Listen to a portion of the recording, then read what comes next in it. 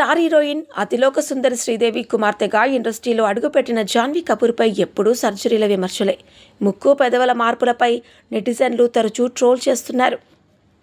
Rhinoplasty, lip fillers చేశారా అన్న ప్రశ్నలకు తొలిసారి ఓపెన్గా స్పందించింది Janhvi. Too much with Kajal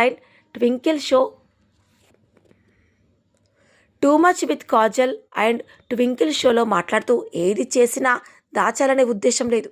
మీకు సంతోషం ఇస్తే అది అనేయండి, కానీ పర్ఫెక్ట్గా కనిపించాలనే ఒత్తిడి యువతిపై ఉండకూడదు అంది. ఒఫెలోప్లాస్టీ వంటి వింత వార్తలపై నవ్వుతూ స్పందించిన ఆమె, నేను ఏది చేసినా చాలా పరిమితంగా జాగ్రత్తగా చేశాను. నా నిర్ణయం వల్ల ఎవరికైనా తప్పు సందేశం వెళ్ళకూడదని స్పష్టంగా చేసింది. ఈ షోలో పాల్గొన్న కాజల్ కూడా ఇలాంటి రూమర్స్ను ఎద్దేవా చేశారు. అందం కేవలం రూపంలో కాదు, ఆత్మవిశ్వాసంలో ఉంది అని జాన్వీ మాటలు ఇప్పుడు వైరల్ అవుతున్నాయి.